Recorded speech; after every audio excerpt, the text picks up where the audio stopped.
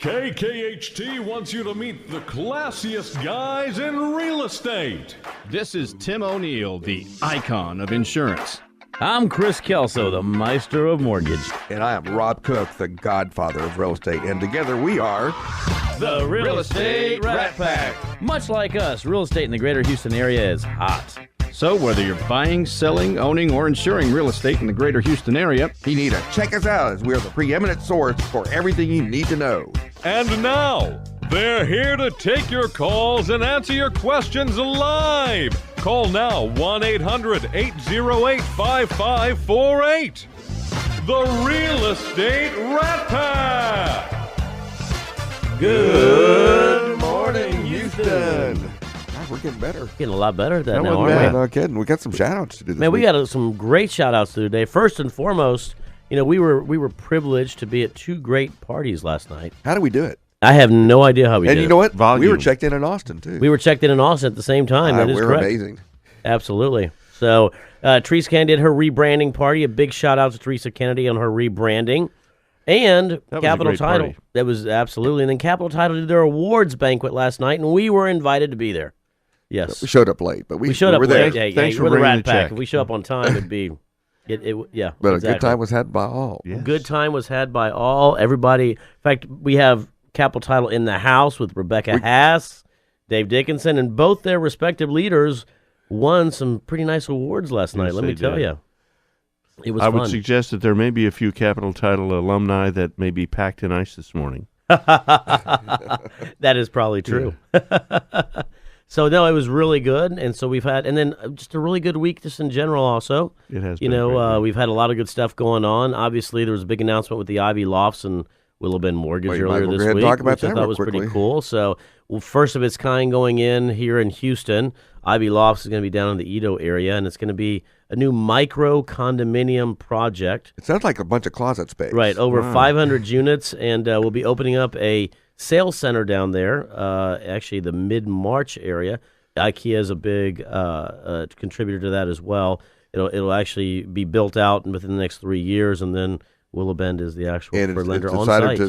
to be aimed towards the medical center. Mainly medical center and students. That is small correct, spaces yes. that people can just kind of come and go, and like starting at 300 square feet. Is that right? Starting at 300 square feet, $119,000. We're actually going to do a whole segment on the Ivy Lofts a little bit later on this year, actually probably later on this month. So this is just a Yep. teaser. Just a teaser right now of what's to come. That is correct. Well, You we were have such a tease. we have a team on today that is pretty phenomenal. I mean, We they have start a off from like phenomenal team. 0 to 100 miles an hour in about 2 years. That is correct. I could have sat down and talked with them nonstop out there because of how much interest I've got in the subject matter of process and performance improvement. from Remax Fine Property. We have a lot of friends down at Remax Fine Property. It was Kunal and, make sure I get this correctly, Sonnet, Seth. That's easy. Just That's like it sounds. known as the Seth Brothers. All together now. So welcome So to welcome the to the show. by the show. way. Thank you. We're excited to be here. Yeah, thanks for having us. Yeah. So we were talking about you. You know, we always had that pre-show show. We get a lot of information from our guests in the morning. You actually started in corporate America. Talk a little bit about that and then how you transitioned into real estate. I did. I started in corporate America about 15 years back. My first job was with an accounting firm, Deloitte & Touche. Was with them for about 7 years. Then I transitioned into working for an oil and gas company, Transocean, for about 7 years. But then I was done with corporate America. In my previous life, I used to be an auditor. Oh, wow. And everybody loves auditors, yes? Yes, we love Right, to see everyone you. does. My Yes. daughter's studying to be an auditor. And then 2 years back, I transitioned and became a realtor, and that's when we made the team, the Seth Brothers. And you've treated it like a business. And you were talking about basically you went from starting out to the number one team at the, Remax Fine Properties Within in 2 Sugar Land. years. Within 2 years. That's That's amazing. awesome. How'd you do that? I think the mantra for our success has been, taking baby steps, at the same time being strategic about our business plan and applying the right attitude to Oh, the wait team. a minute. You're treating your real estate business like a business? Wait a second. Wait a second. That is just too far out of the box. I think I need an aspirin. What happened? Yeah, you said everybody run into their bathroom screaming. I'll talk a little bit about that because I think that's probably one of the, we've always said that most of the business is 80-20. And I really think it's more like, 90-10. But the people who do the top 10% of the business do treat it like a business. So what do you do differently that makes you so unique I think one thing we do differently is average realtor in the market, they are glorified tour guides. What they do is open up doors, show the home, talk about the features. We do it differently. When we work with clients, we actually bring them to the office, determine what their needs are, determine what their financial goals are. And our commitment to them is, yes, we can help you buy a home or sell a home or make an investment in the real estate market. But our primary goal is to help them make the right financial decision. And we can only do that if we have controls, processes, systems in place to be able to direct them in the right direction. You know, I love the fact that you said make the right financial decision, because I've always told everybody that unfortunately what ends up happening a lot of times in the real estate industry is people have a personal connection, right? And so, you know, it's always personal. So, and I have always said, and maybe it's because we have a very similar background, but it's a financial decision. It's always been a financial decision, because ultimately you want to buy at a good price. You want to be able to have appreciation. You want to be able to sell at a good price, hopefully. You want to be able to live comfortably in that area. But ultimately, it is a financial decision. And sometimes people get too wrapped up in the personal side of things, and so they make a decision that is not financially sound and hurts them short-term and sometimes long-term.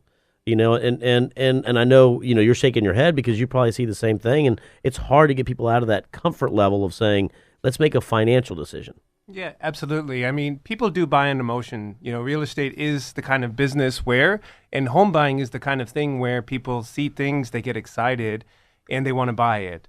But ultimately, as you said, you know, there's a lot of things that go into home buying that people don't consider sometimes, you know, beyond just the way the house looks, you know, long-term goals, financial situation. And what's interesting is a lot of people we bring to the office, they actually tell us, you know, you're the first person who's talked to us like that. You know, you're the first person who's brought us to the office and asked us, okay, what do we need to do here? What do we need to do there?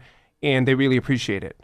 You know, and you have a great perspective because, and for all those listening at a Sonnet, you have an interesting perspective. You've been in real estate actually for 15 years. That's correct. And you actually have been in the Houston market for 4, but prior to that, you were in Boston, where real estate is extremely different. Yes, Sox. absolutely. Right. And we have a lot of Red Sox fans out there. Yeah, and Patriots, that is correct. Last week or whatever. Yeah.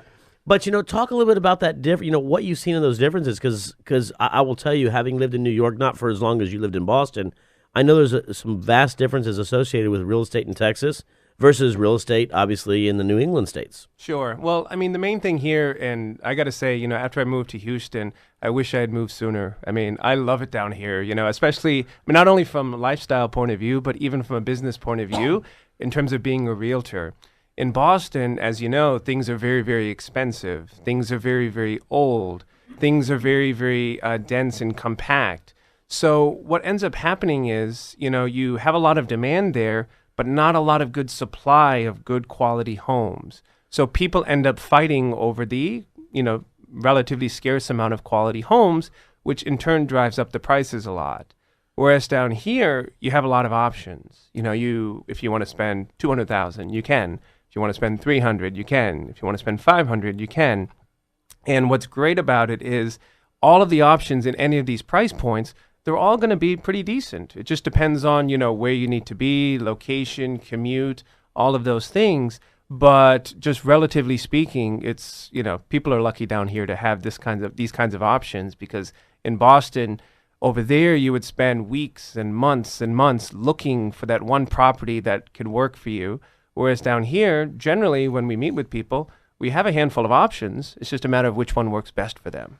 That, and you know, and the other thing you see a lot of times is the way the transaction does the financial transaction after the fact, because there you don't use title companies the way we do here. You don't use some of those relationships along the process that we have here. I mean, y'all obviously have a great partner in Capital Title here, but talk a little bit about that and how that transaction works. I know obviously, you know, it's an attorney-driven market. A lot of times you're going, the whole closing process is a little bit different. I can't even imagine what it's like now with the CD and all the changes on the national level. So. Absolutely.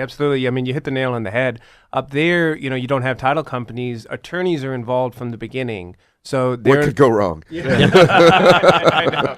I know. And, you know, they're involved in the beginning from the purchase and sale agreement all the way to the closing. And, you know, we're all joking about it. But when you have more people involved like that, it just tends to, again, create more issues and cause more problems. And you don't have it down here where you have the, you know, standardized TREC forms and title companies managing it from start to finish. So, Yes, it's much better down here where you have a lot more relationship building. So you can work with people you want to work with, as opposed to just, nothing against attorneys, but just random attorneys who are trying to, throw their weight around.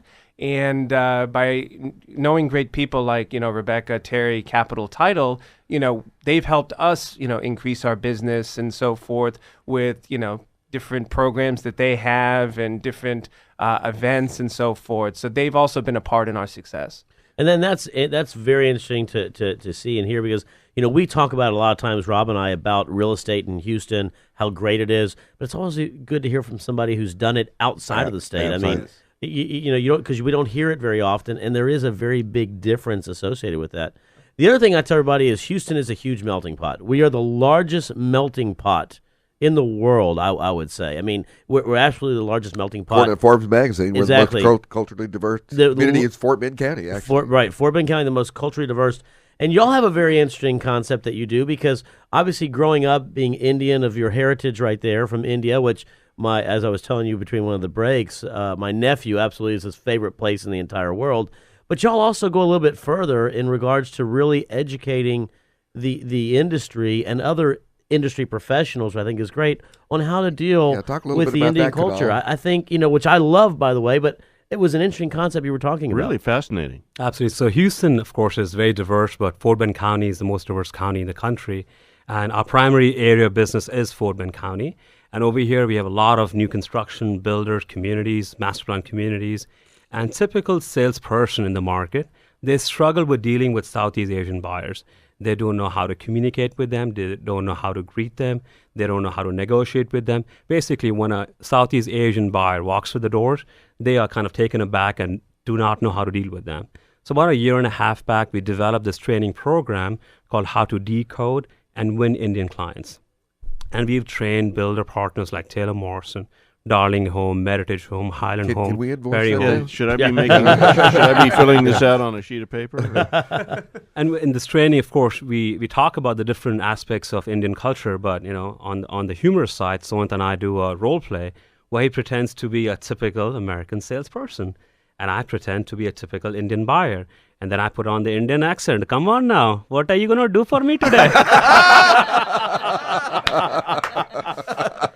I love it. But, you're absolutely right. It's so important. You mentioned mixing humor with it, which I love. But also, it's important to understand, a lot of times that diversity we have, you have to understand how to deal with different cultures, because every culture likes to be dealt with a little bit different. How has that worked out for y'all as far as that goes? What has been some of your feedback? Well, they're the number one team. They're the number one team. So so does that tell you anything? Good, right? That speaks pretty loudly to me. In 2 years, right. I think, of course, being of Indian origin, we know about the Indian culture, but between me and Sonat, we personally have been to 28 different countries, and we've been exposed to different cultures and different kind of nationalities.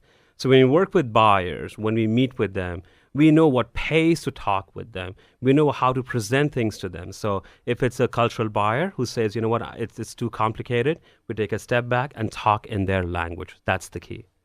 And that's extremely important, because I do know, obviously, I've got a lot of friends in the real estate industry who have educated me on all different types of cultures, whether it be the Asian culture, whether it be the Indian culture, whether it be the Russian culture, the Chinese culture, a lot of different things out there. Obviously, Latin American I know very well. But you're right, there is a way to deal with every culture just a little bit different. And if you add humor to it, like what you were talking about, I think it makes it all the difference in the world. Yeah, I want to take that class. I think we both next time. I absolutely want to take to it. show up. Sounds like You know what? That actually be a class for a lot of people. Yes. To do that, in and a lot not of just business. real estate, Not by just the way, real because estate. most people don't realize is real estate is a microcosm of what actually the market represents in a whole. I mean, growing up in corporate America, as you mentioned, we deal with all different individuals in corporate America. You deal with the same struggles, same individuals, the same personalities that we do in real estate, and sometimes that make a lot bigger decisions on a lot bigger scale. So it's pretty interesting. We are going to continue to speak with them. I think we're coming up against a break. But already. we are coming up against a break right now. So we're going to take a few moments to announce our sponsors out there. We're not letting Stay them go. tuned. They're coming back. They're coming right back. Stay tuned. We will be right back. Hold up now.